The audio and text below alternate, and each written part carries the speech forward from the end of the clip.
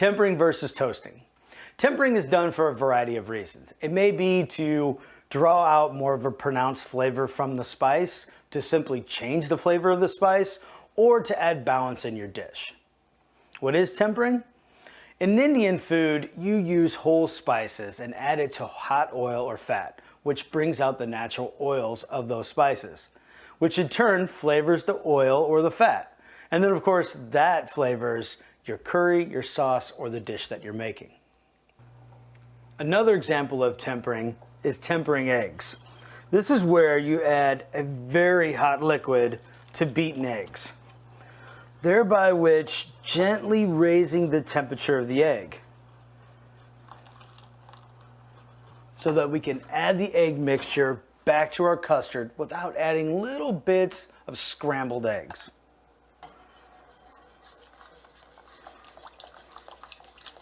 Toasting, on the other hand, is done in a dry pan on a low, slow heat.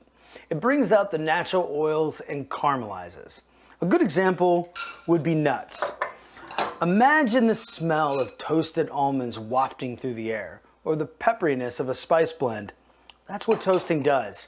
It deepens and intensifies the flavors. To summarize, tempering adds layers of flavor. Toasting scents the room with flavor.